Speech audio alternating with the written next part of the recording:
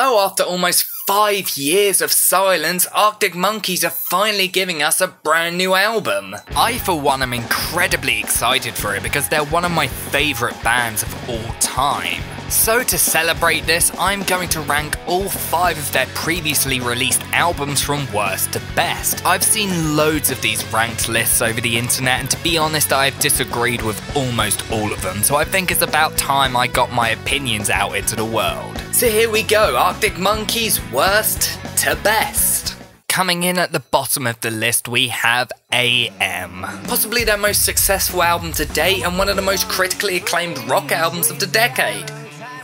And I have no clue why. Look, it's by no means a bad album. In fact, it's quite a good album. But that's it. It's nothing amazing. Taking the psychedelic rock elements from their previous 2 albums and blending it in with hip-hop and R&B, AM is definitely one of their most musically diverse albums to date. And there's no denying that it is well written and full of some of the band's best songs. The album starts off really strong with the songs Do I Wanna Know, Are You Mine, One for the Road, and Arabella, 4 of the best songs on the album. Songs that show the band embracing that stoner rock style that they had started to adopt over the previous couple albums. This is blended with funk, R&B and blues styles that make the songs really captivating. Not to mention they're full of incredibly catchy melodies and huge infectious sing-along choruses. However, after that the album just kind of starts to feel like it's just going through the paces. I Want It All and Number One Party Anthem are especially repetitive and uninspired. The band at this point in their career had been pretty good with not having filler on their albums, but with these 2 songs it feels like they were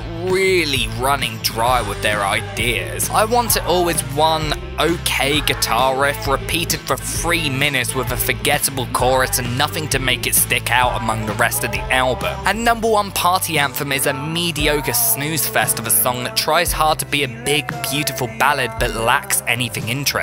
Although it does start to pick up a little bit after that with a few really good songs, it never really reaches the heights of their other 4 albums. When the album is good, it's really good. Listening to the singles on the album, I can definitely see the hype. However, in the end, it's just a bit too bloated and unoriginal for its own good.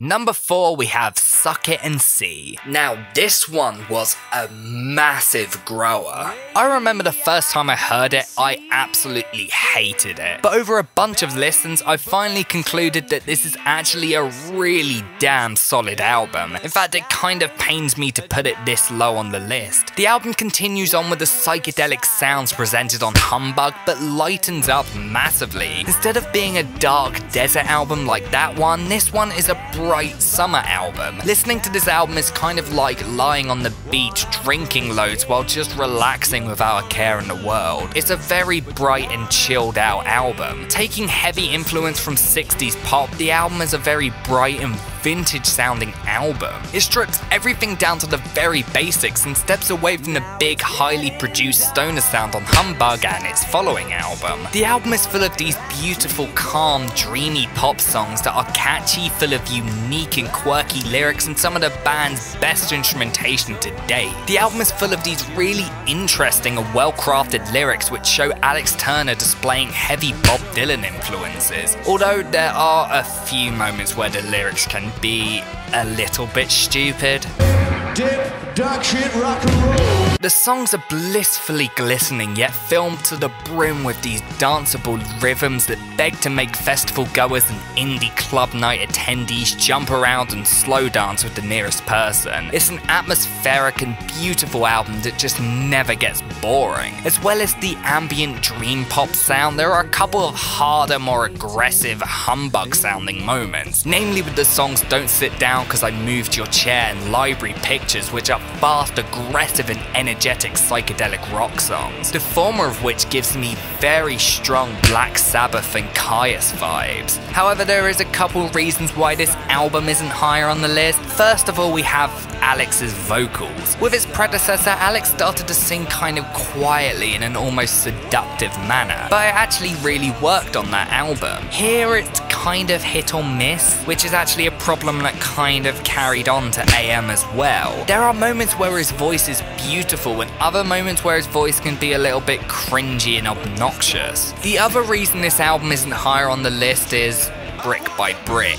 Whenever I see lists of great albums almost ruined by one bad song, I think of this song. I cannot stand this song. The instrumentation is pretty good, but I just find the rest of the song super annoying. It was supposed to be a comedic song, intentionally written to be a much more dumbed down song than the others on the album, but it just doesn't work because it's incredibly repetitive and irritating. It's cool to see Matt Helders doing lead vocal work for once, but it's a shame he had to do it on this song. Apart from that, this is just such a good album. It's one of my go-to albums when I just want to listen to something that will help me relax. It's beautiful, ambient, and full of some of my favourite Arctic Monkeys songs to date. At number 3 we have Humbug.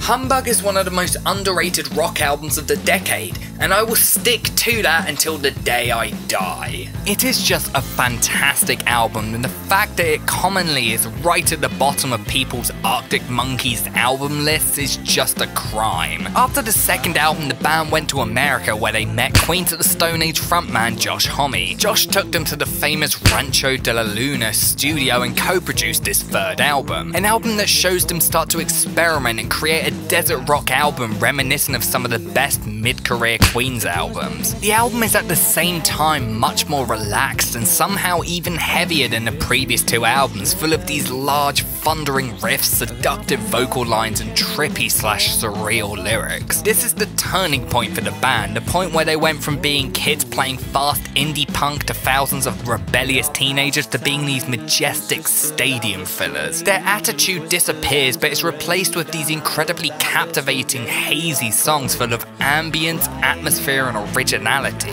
Alex's vocals go full crooner on this album, but because of the surreal lyricism and beautiful swooning melodies, it never gets annoying like on the following two albums. On this album it feels like the band were throwing everything they had at it and hoping it would stick, and luckily there are very few moments that don't stand out. Some of the slower jams can be a little bit grating and repetitive at times, but luckily these moments are in very short supply. The lyrics on this album are, in my opinion, some of the best that the band have ever done, although there are a few moments that don't work. Crying Lightning is a prime example of them trying to be surrealistic and failing really horribly. But the rest of the album is lyrically incredible. The band have this incredible confidence on the album which gives it a real charm. I think it's an album that would be quite off-putting if you'd only heard their first two, but it's a real grower, one that if you just close your eyes and pay attention to will take you on this incredible journey. Number 2 is their debut, Whatever People Say I Am, That's What I'm Not. The fastest selling debut album in the UK ever, Whatever People Say I Am is easily one of the best debut albums ever made. An album that captures the grittier side of British youth culture in a way that almost no one has been able to do since. Most of the album is very straightforward instrumentally. It has the band's early signature post-punk style, it's very guitar driven and full of some of the most tongue-in-cheek and snotty vocals that Alex has ever done. But that helps bring the songwriting to the forefront, and this album is easily full of some of their best songs. Every single track on this album is infectious and full of these bouncy sing-along jams that are melodic, aggressive and incredibly relatable. Anyone who has grown up in the UK and gone on a shitty night out to the local club, been around some of the scummiest people in the world and gotten a really awful kebab on the way home will listen to this album and feel everything that the band are talking about. Although the instrumentation from the band got much more experimental and unique and the lyrics became much better on the latter albums, it's this album's simplicity and relatability that gives it this incredible charm that none of the albums have been able to capture since. It's a very raw album drenched in distortion and with very bright yet crunchy guitar tones, and it's full of some of the most memorable and iconic riffs in 2000s British rock. Anyone who has grown up in the UK over the last decade will have heard songs songs like I Bet That You Look Good on the Dance Floor and When the Sun Goes Down. They're two of those songs that are inescapable at parties and alternative club nights around the country. Two songs that, like, pretty much every single British teenager will know every single lyric to. This is the album that caused critics to declare them the generation's most important band, and that statement still holds very true to this day. Everything that the band preaches on this album is still incredibly true. It's hard to listen to them sing about all these different caricatures in songs like A Certain Romance and not feel like they're singing about someone that you know. Alex's frenetic vocals at times reaches points where it's almost like he's rapping. His lyrics encapsulate what makes some of the best punk songs so good, and that's the humour presented all throughout. He lovingly jabs at all these people with some of the best satirical songwriting I've ever heard. Every single song on this album is a standout song in the band's discography. It's an album that I've returned to so many times, and I feel like I relate to it even more than I did the last time. This album holds such a special place in my heart. It's easily one of my all-time favourites. And the #1 and best Arctic Monkeys album is Favourite Worst Nightmare. Making a follow-up to an album as critically acclaimed as their first album is an incredibly hard feat for any band, and releasing that second album only a year after their first is usually a recipe for disaster. But instead of letting that get to them, Arctic Monkeys went full steam ahead and created an album that blew everyone away. Carrying on with a lot of the satirical edge that was on their debut, this album takes things into more ambitious and heavier directions without ever being too distant from what they'd done before. Following the first album's very local feel, this album shows the band singing about the world and growing up through fame. The album shows the band maturing and writing songs that are much deeper and full of more emotional depth than their previous album. They clearly take influence from bands such as the Smiths and create a very emotionally heavy and gripping record. Songs like Only Ones Who Know, Do Me a Favor and 505 are easily some of the most powerful songs in the band's discography, but they never lose the edge or the energy of that first album. If anything, they amplify everything even more than they ever did before. Alex shows off that crooning style that he would later completely adopt without losing the aggressive edge of that first album's vocals. The album shows the band collaborate with James Ford for the first time, and he helps them really discover themselves. It has a lot of that ambient psychedelic feel of Humbug and Suck It and See, but with the fierce, simplistic punk attitude of the first album. In many ways, this album is the best of both worlds for the band's discography, and Matt Helders' drum work on this album is nothing short of incredible. His drum work on all of these albums have been really fantastic, but he just really blew it out the water on this album. Brian Storm and Teddy Picker both show some of the most impressive drum work I've heard in a rock song in the last 15 years. He helps really beef these songs out, all of which sound gigantic. With the band filling out large venues and playing festival main stages, they really needed to write music that filled out these large venues in similar ways that their first album filled out those small venues, and they really succeed with this album. The band also keep that huge sing-along style of their first album with songs like Fluorescent Adolescent, which is one of the most iconic songs in British youth even to this day, and there's very good reason to that. I want to be all hipster and hate it because of how popular and overplayed it is, but honestly, it's one of my favourite songs of all time. Whenever I hear it, I feel like a spirit has taken over me and I have to sing every single word without pausing to take a single breath. I was originally going to put the debut at this #1 spot, but every time I listen to this album, I'm reminded how incredible it is and how much it trumps that album. This is easily one of the